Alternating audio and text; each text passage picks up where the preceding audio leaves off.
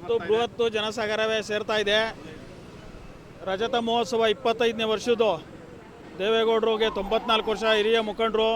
ಕಾವೇರಿ ಬಗ್ಗೆ ಇವತ್ತರೆಗೂ ಹೋರಾಟ ಮಾಡಿರೋದು ಭಾರತದಲ್ಲಿ ಅವರೇನೆ.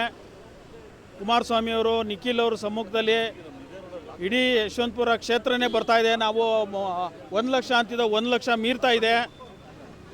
ರಜತ ಮಹೋತ್ಸವ ಚೆನ್ನಾಗಿ ನಡೀತಾ ಇದೆ. ಜನಗಳು ಹೋಗ್ತಾ ಇದ್ದಾರೆ, ಬಸ್ಗಳು ಬರ್ತಾ ಇದ್ದಾವೆ.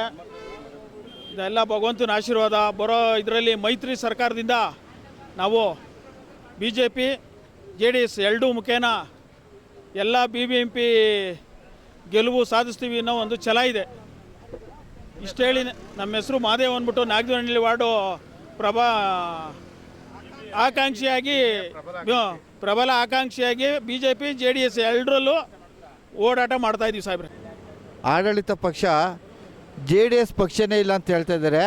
ಇವತ್ತು ಆಡಳಿತ ಪಕ್ಷದವ್ರಿಗೆ ಹೇಳ್ತಾ ಇದ್ದೀವಿ, ಮಾನ್ಯ ಸಿದ್ದರಾಮಯ್ಯವರೇ ಬಂದು ಇವತ್ತು ಕೊಂಬಟ್ಟಲ್ಲಿ ಬಂದು ನೋಡಿ, ಜನಸಾಗರ ನೋಡಿದ್ರೆ ನಿಮಗೆ ಗೊತ್ತಾಗುತ್ತೆ. ಮುಂದಿನ ದಿನಗಳಲ್ಲಿ ಇವತ್ತು ಏನು JDS ಏನು ಬೆಳೀತಾ ಇದೆ, ಮುಂದಿನ ದಿನಗಳಲ್ಲಿ ಈ ಕಾಂಗ್ರೆಸ್ಗೆ ಒಳ್ಳೆ ಪಾಠ ಕಲಿಸ್ತದೆ. ಇದೆಲ್ಲ ಒಂದು ದಿಕ್ಸೂಚಿ. ಮುಂದಿನ ದಿನಗಳಲ್ಲಿ ಒಳ್ಳೆಯದಾಗುತ್ತೆ. ಜೈ JDS.